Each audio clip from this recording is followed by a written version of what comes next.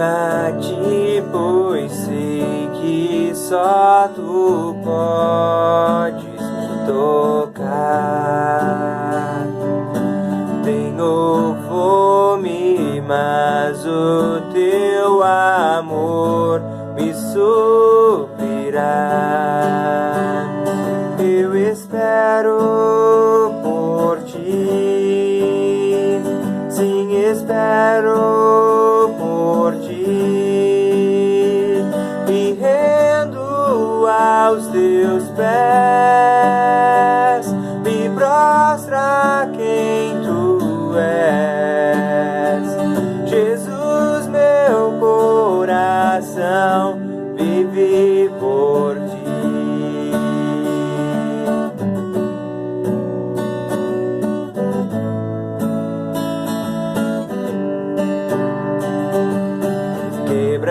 Quebrantado corro a ti, pois tu me abraçarás. Estou cansado, mas teu toque me restaurarás.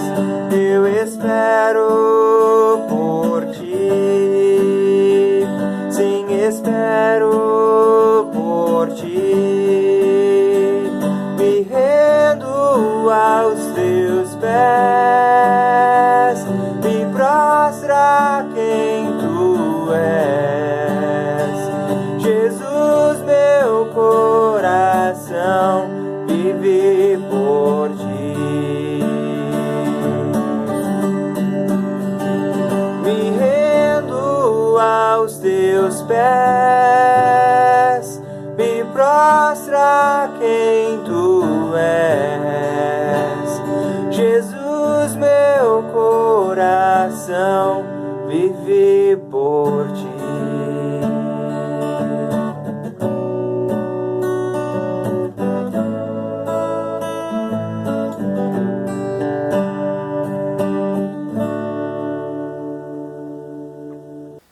Que a graça e a paz do nosso Senhor Jesus Cristo, o amor de Deus e a comunhão com o Espírito Santo estejam com todos nós neste dia, dia do Senhor, segundo domingo da Páscoa.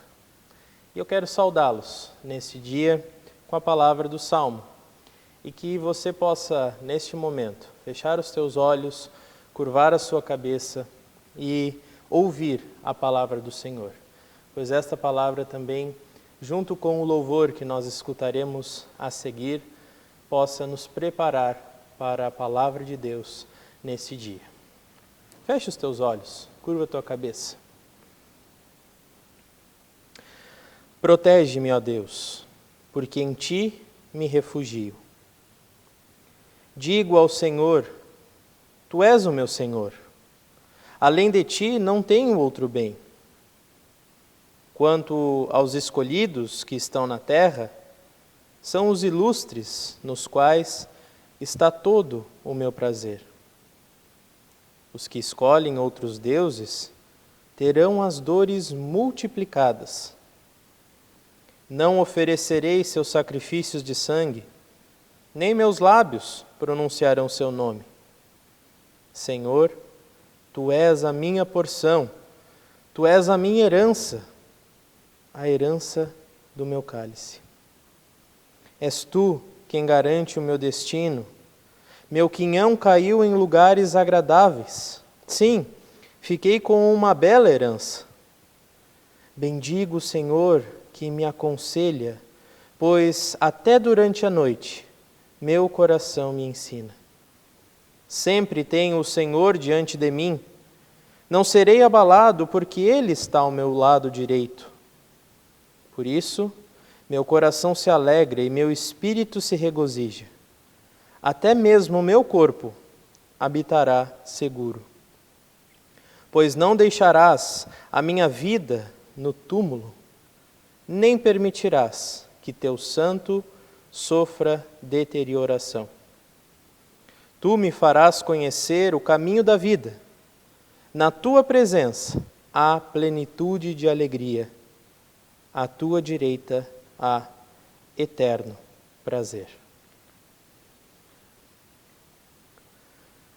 Deus amado, neste dia nós queremos chegar na Tua presença para Te agradecer, porque o Senhor nos concede mais um domingo na Tua presença.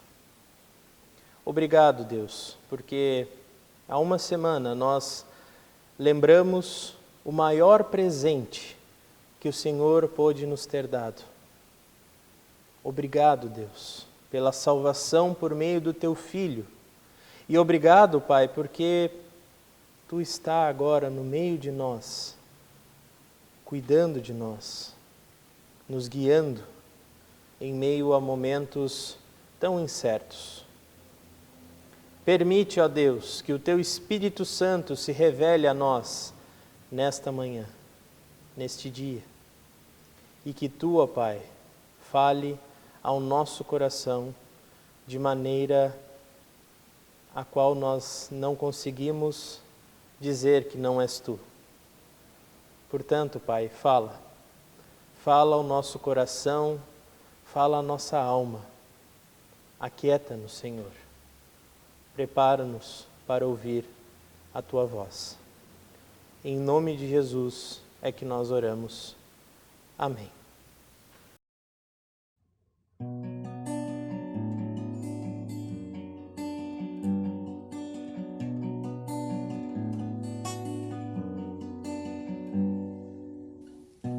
No nome santo de Jesus,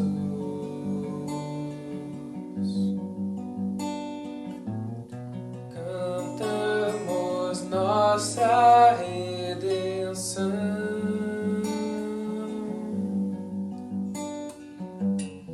A Ele erguemos cada voz, cada palavra de oração, e celebrando a salvação. A mão do Senhor que salva,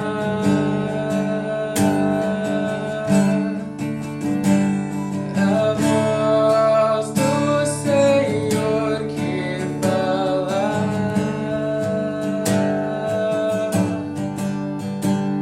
a graça de Cristo reina sobre nós.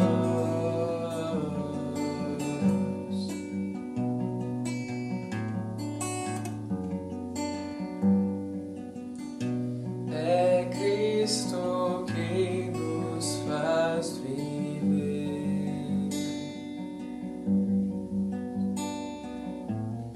Seu sopro aquece o louvor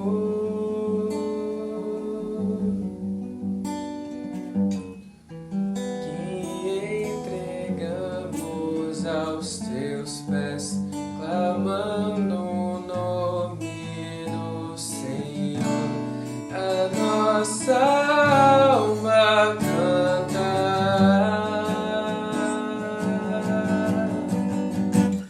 a mão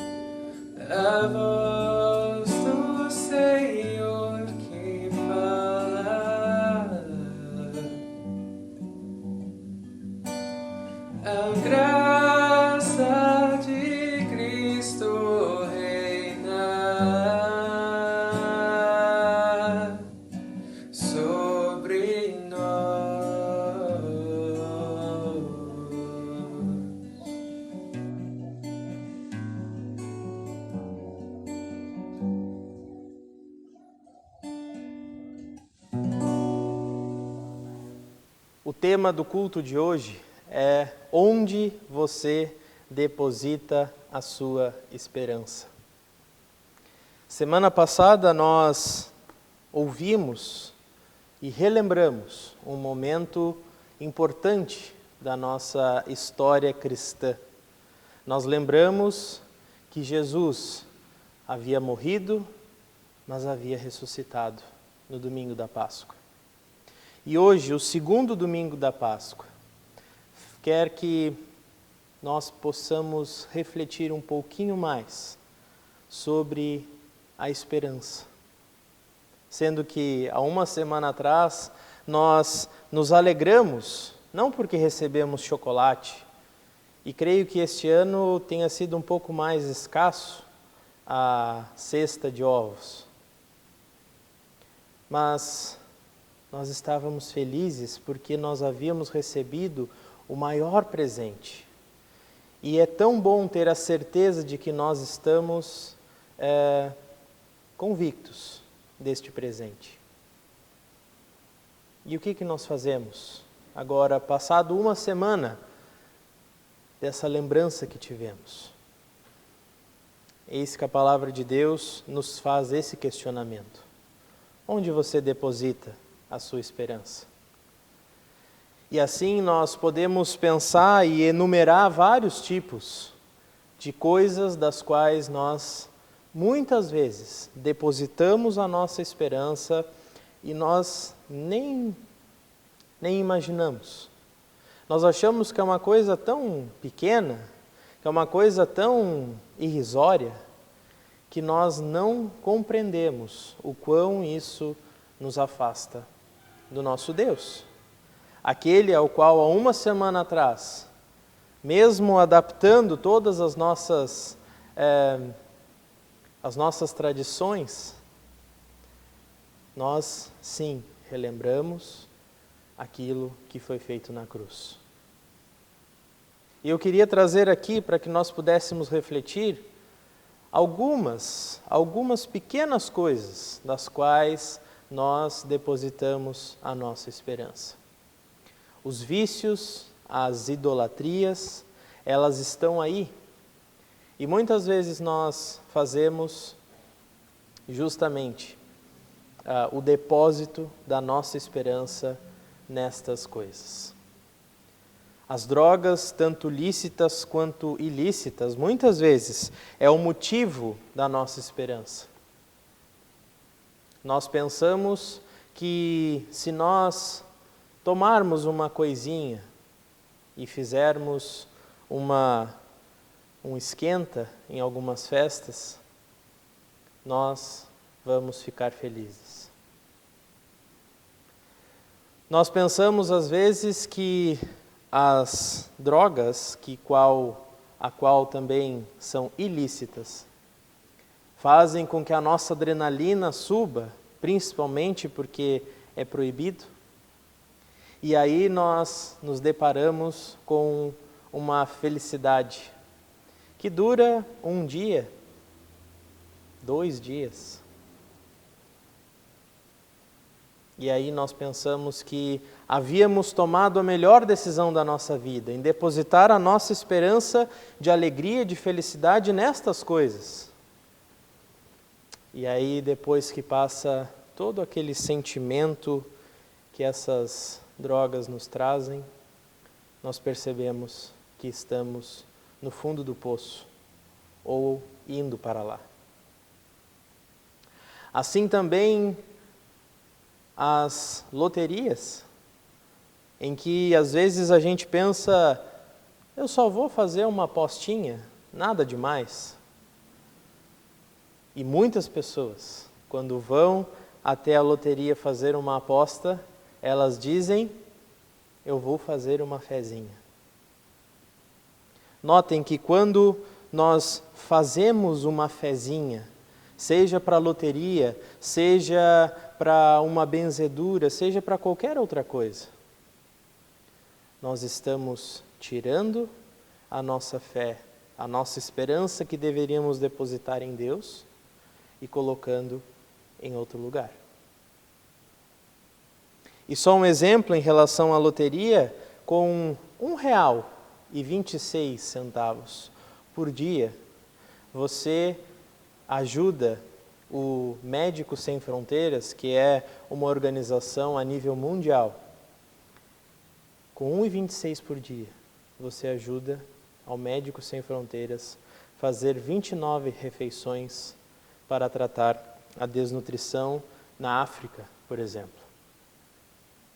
E hoje, nesse momento do qual nós estamos passando em relação ao coronavírus, é bem provável que com aquela fezinha que você faz na loteria, você pode estar ajudando muito mais pessoas com outras frentes. Este é apenas um exemplo. Assim como também nós podemos pensar que existem outros tipos de vícios, de idolatrias, como por exemplo, o sexo. Porque se o prazer é o motivo do sexo, ele se tornou uma idolatria. Porque o sexo, ele é sim para o prazer, mas para a pessoa dar o prazer para a outra, e não para satisfazer o meu. E aí, quando nós pensamos que o sexo é feito para me satisfazer, para satisfazer o que eu tenho como desejo, ele já se tornou um vício e está a um passo de se tornar uma idolatria. Outros tipos de vícios, o poder também é um tipo de vício e pode se tornar uma idolatria, porque o status aonde nós estamos ou aonde nós fomos colocados, ele preenche tanto o ego que aí, muitas vezes, não cabe mais nenhum espaço pequenininho que seja para o Evangelho trabalhar o nosso ser. O poder é tão grande, o poder é algo tão inflado que acaba não tendo espaço nenhum para o Evangelho fazer a sua obra e corrigir-nos. Os bens materiais, eles também podem se tornar um vício ou até mesmo uma idolatria. E existe uma fronteira, uma linha muito perto entre cuidado com os teus bens e idolatria. Muitas pessoas, às vezes, dizem que estão cuidando dos seus bens materiais.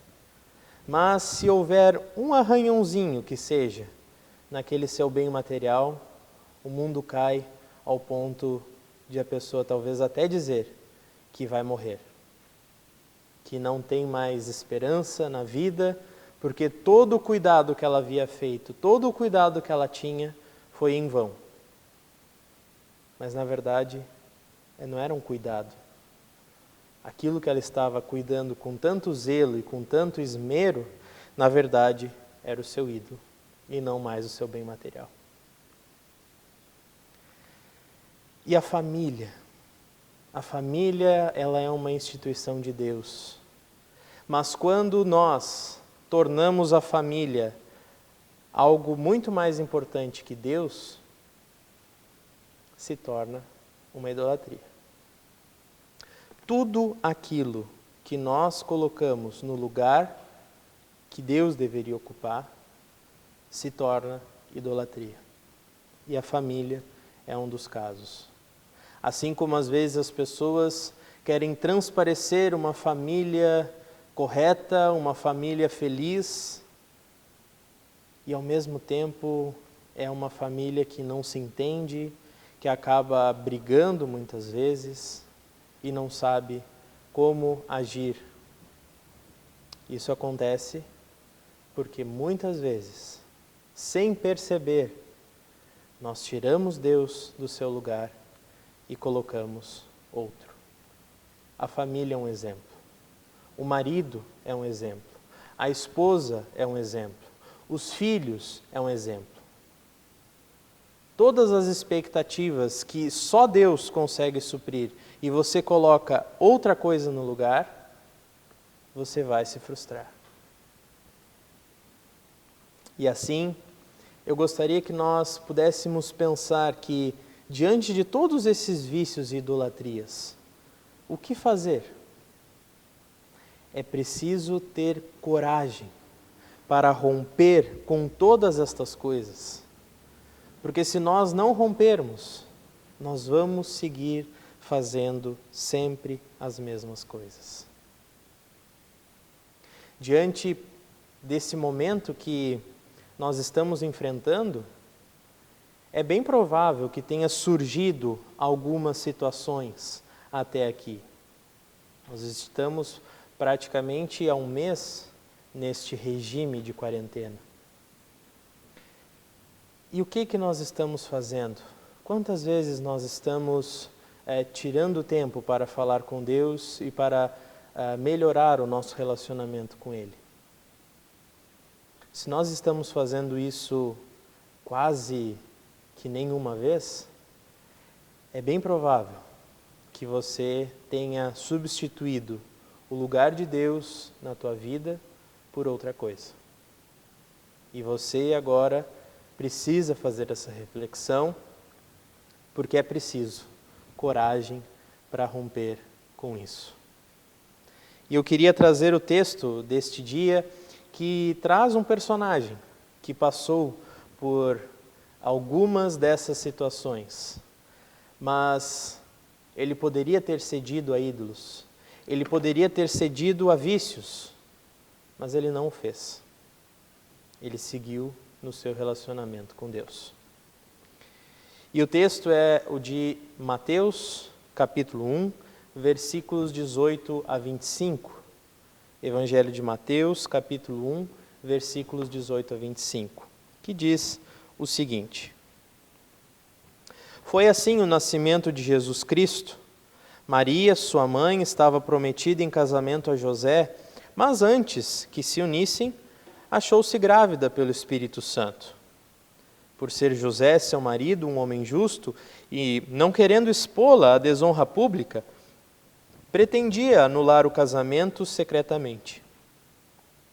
Mas depois de ter pensado nisso, apareceu-lhe um anjo do Senhor em sonho e disse: José, filho de Davi, não tema receber Maria como sua esposa, pois o que nela foi gerado procede do Espírito Santo. Ela dará à luz um filho, e você deverá dar-lhe o nome de Jesus, porque ele salvará o seu povo dos seus pecados. Tudo isso aconteceu para que se cumprisse o que o Senhor dissera pelo profeta: A virgem ficará grávida e dará à luz um filho, e lhe chamarão Emanuel, que significa Deus conosco.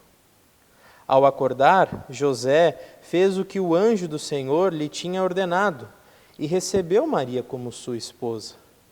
Mas não teve relações com ela enquanto ela não deu à luz a um filho. E ele lhe pôs o nome de Jesus. É engraçado nós lermos o texto do momento em que José é questionado, ou até mesmo não questionado, mas no sentido de ser apresentado pelo anjo de que ele seria pai do Filho de Deus. Justamente há uma semana da Páscoa em que nós relembramos a ressurreição.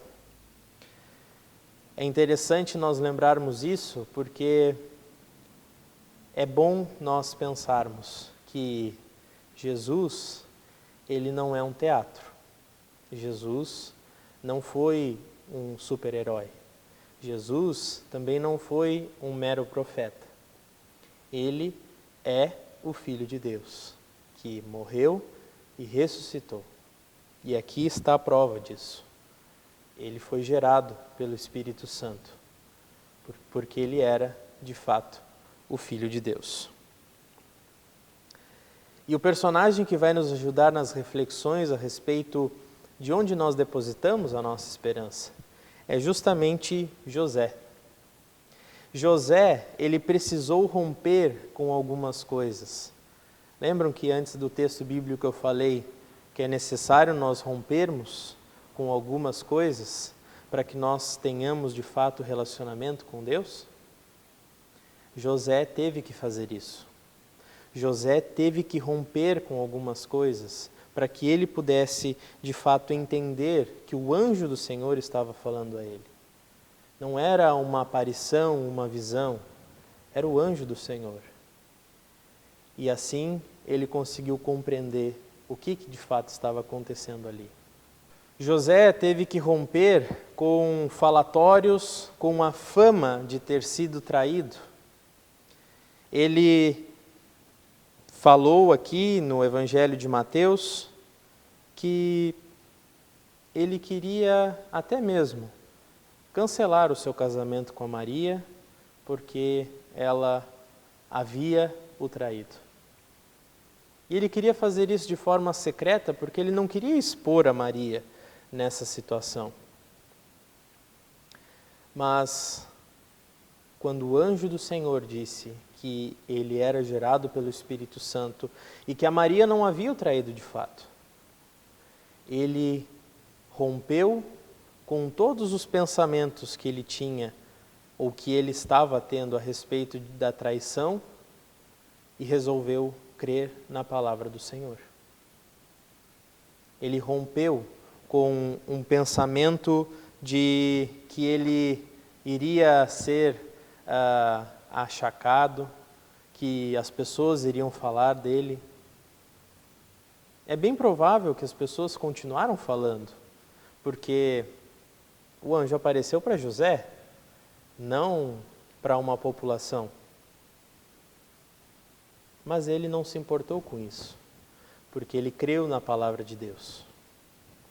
Assim também ele precisou enfrentar uma situação de extrema pressão, porque diante de um momento assim, em que Maria estava grávida, ele sabia que não era o filho dele, e aí ele vê um anjo do Senhor aparecendo para ele, falando que de fato havia acontecido.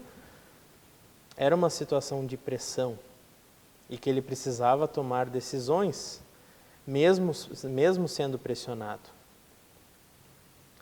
E José rompe com pensamentos de dúvidas, de incertezas, e ele resolve mais uma vez crer na palavra do Senhor, aquilo que o anjo do Senhor havia dito para ele.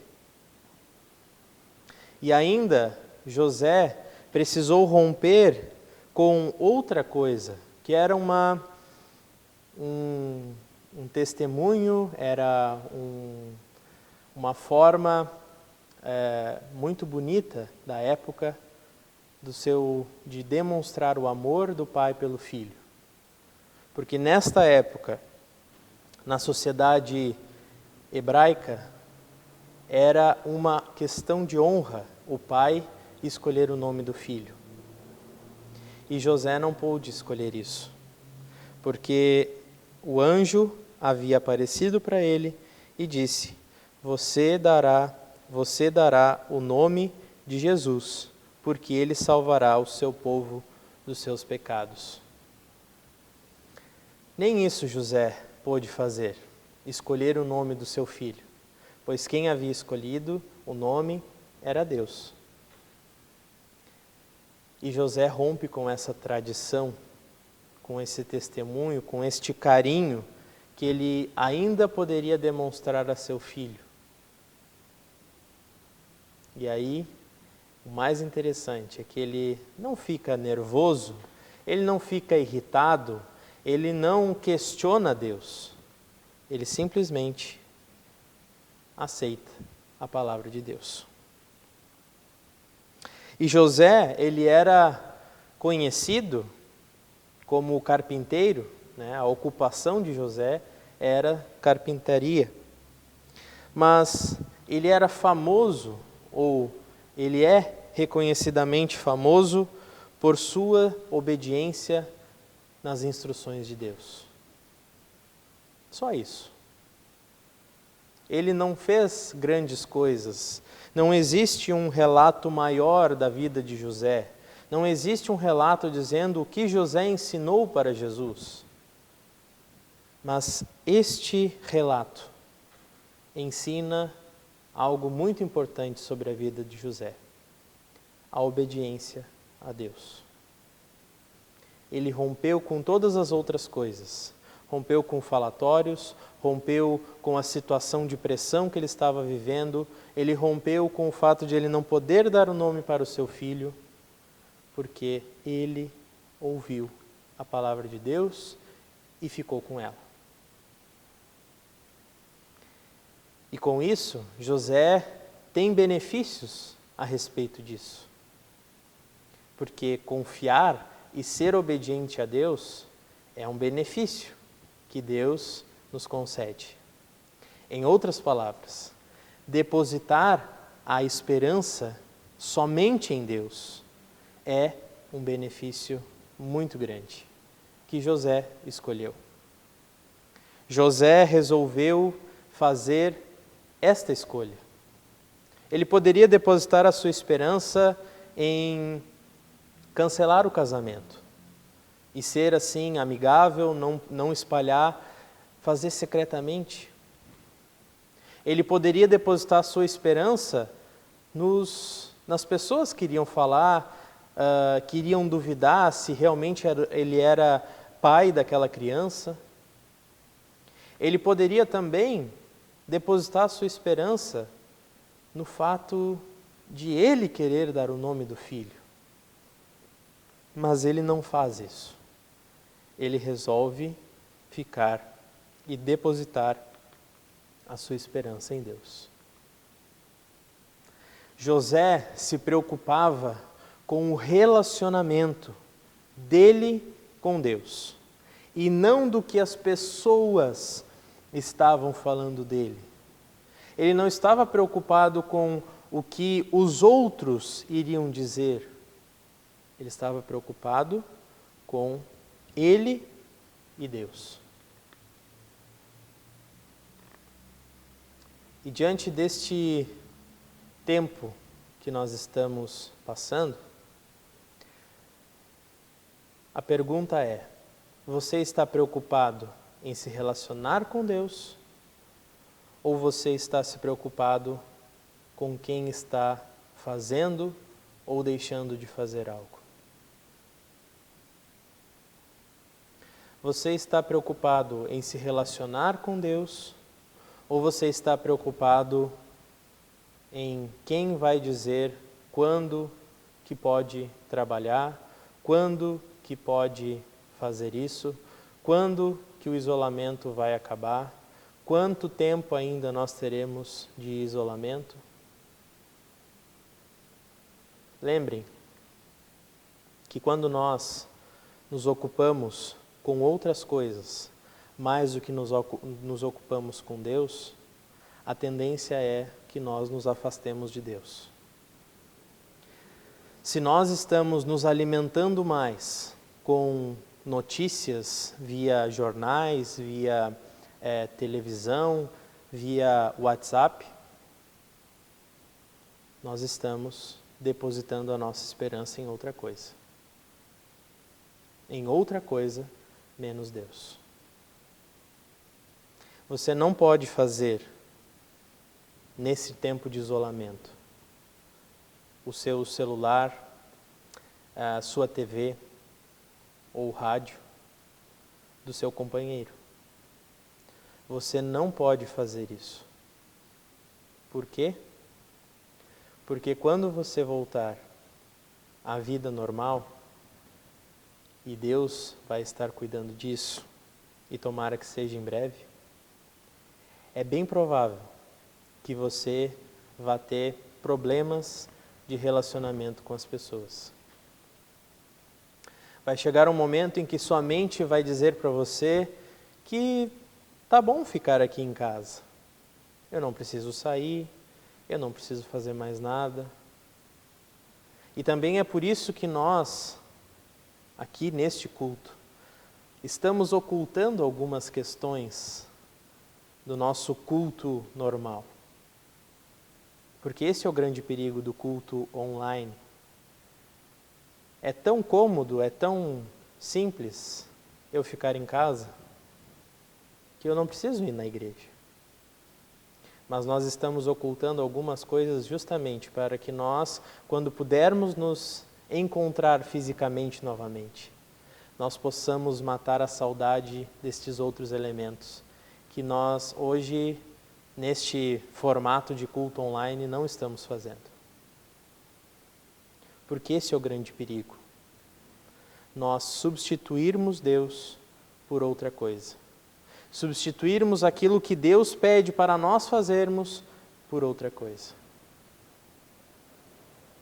E aí tem a ver com os rompimentos que José fez e que todos nós devemos refletir e fazer rompimentos também.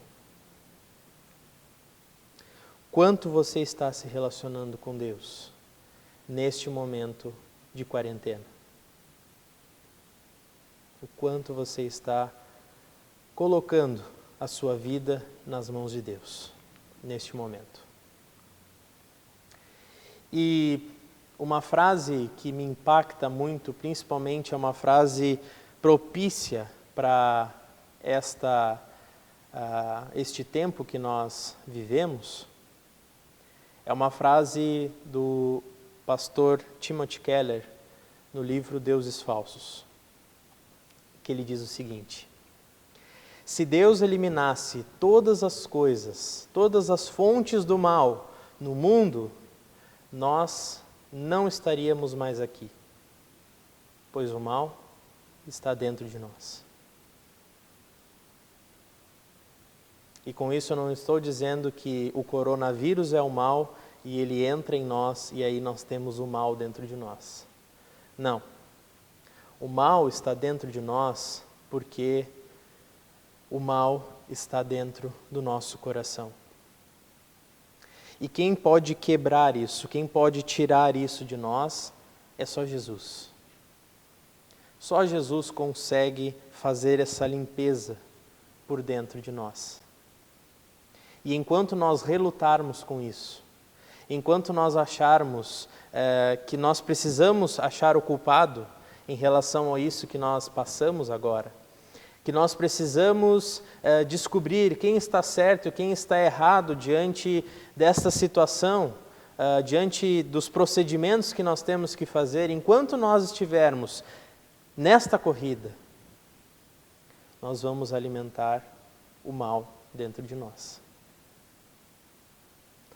Se nós queremos romper com isso, precisamos ter coragem e precisamos, de fato, entregar a nossa vida, o nosso coração, para Jesus fazer a limpeza necessária.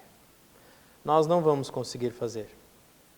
Se você acha que você vai fazer uma limpezinha e aí sim depois você abre para Jesus entrar, Ele não vai ficar feliz com isso.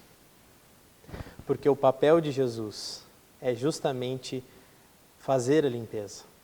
Não é nem ajudar na limpeza, mas fazer a limpeza. Você não vai conseguir limpar. Você vai sempre ocultar alguma coisa. Sempre alguma coisa embaixo do tapete vai ficar. Mas se você abrir a porta do seu coração para Jesus fazer a limpeza e aceitar essa limpeza que Ele vai fazer,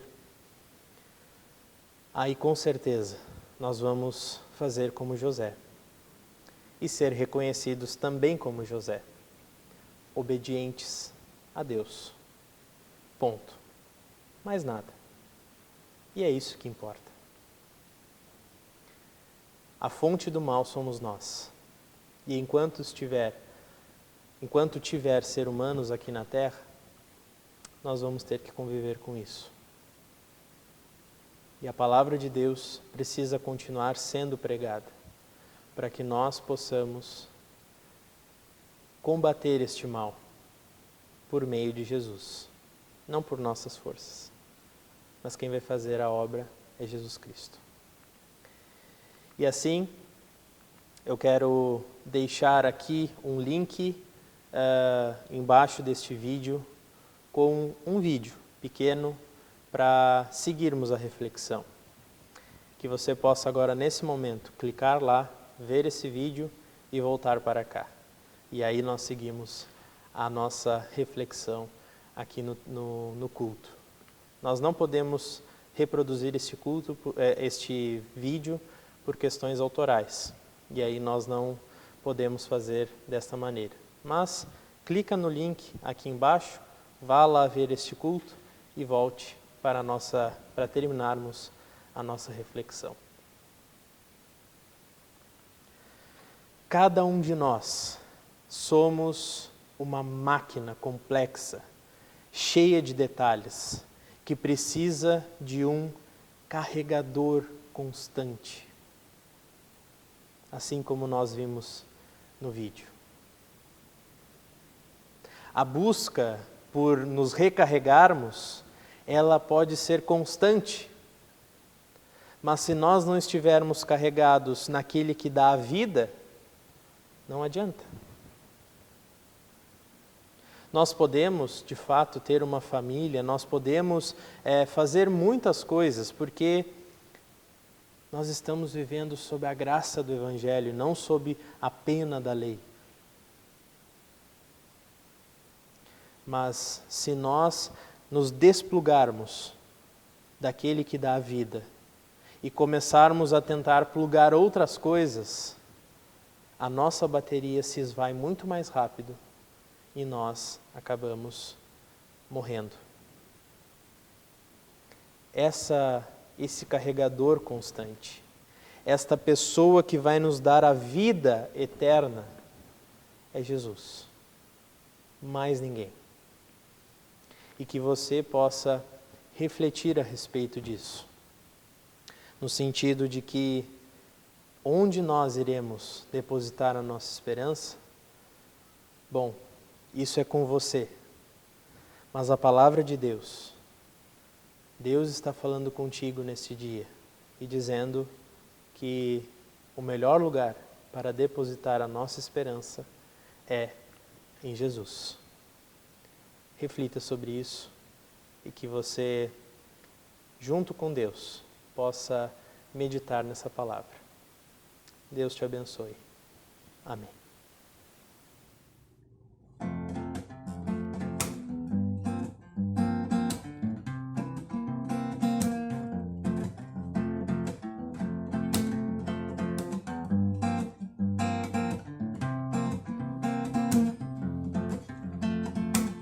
Os que confiam no Senhor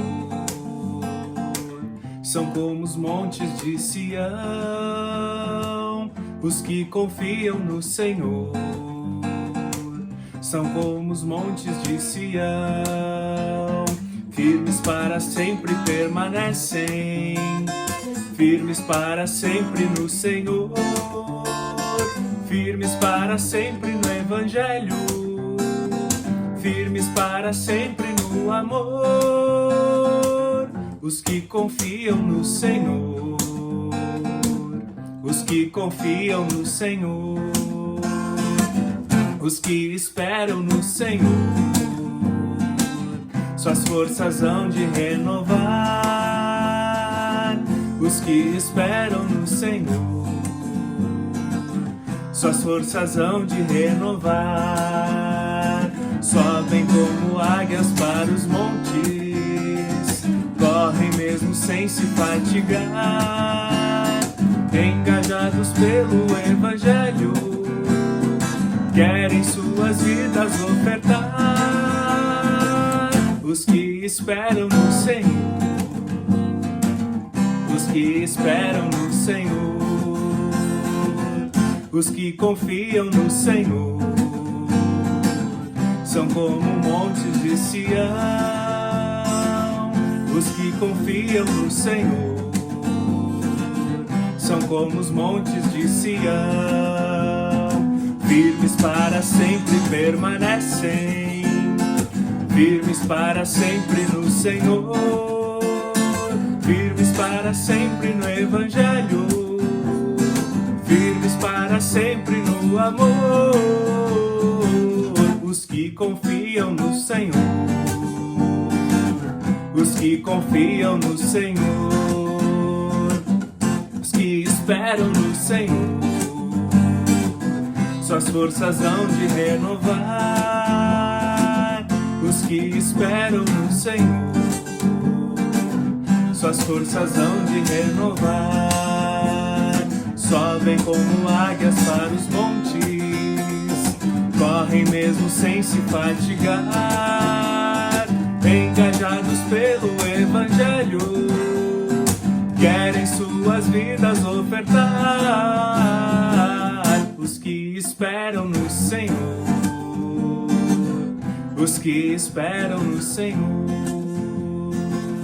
os que confiam no Senhor, os que esperam no Senhor.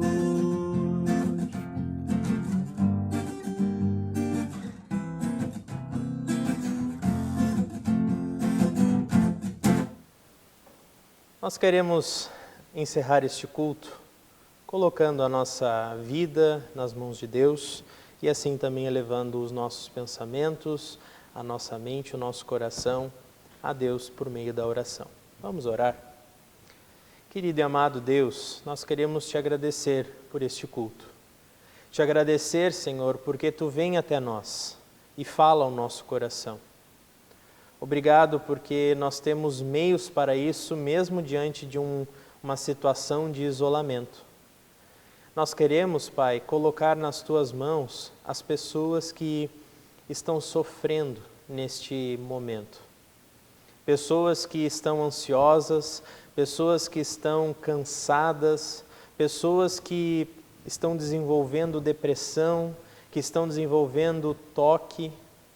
Ó Deus, compadece-te dessas pessoas, refrigera a alma delas, Pai, que elas possam sentir o Teu abraço e o Teu consolo, que Tu, ó Deus, possa aquietar o coração delas e que elas tenham também a consciência de que quem vai acalmar o coração delas és Tu.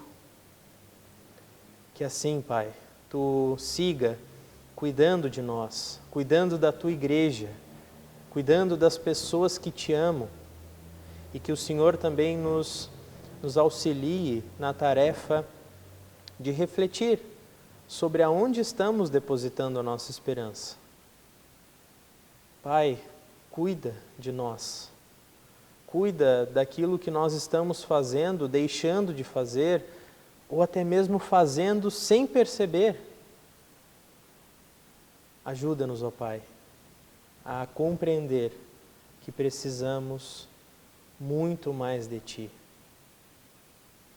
Que Tu, ó Deus, guie-nos e possa também nos auxiliar na tarefa de olhar para nós e perceber aquilo que precisa ser mudado. E que Tu nos dê, Pai, coragem para romper com estas coisas e assim poder estar contigo ainda mais. Ajuda-nos, Senhor. E queremos, assim também, entregar tudo nas Tuas mãos. E oramos a Ti por meio da oração que Jesus nos ensinou a dizer. Pai nosso que estás nos céus, santificado seja o Teu nome. Venha o Teu reino. Seja feita a Tua vontade, assim na terra como no céu. O pão nosso de cada dia nos dá hoje, e perdoa-nos as nossas dívidas, assim como nós também perdoamos aos nossos devedores. E não nos deixes cair em tentação, mas livra-nos do mal, pois Teu é o reino, o poder e a glória para sempre. Amém. O Senhor te abençoe e te guarde.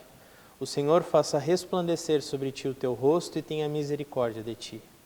O Senhor sobre ti levante a tua face e te dê a paz. Assim, possamos ir na paz de Deus, servir a Ele com alegria e com muito amor.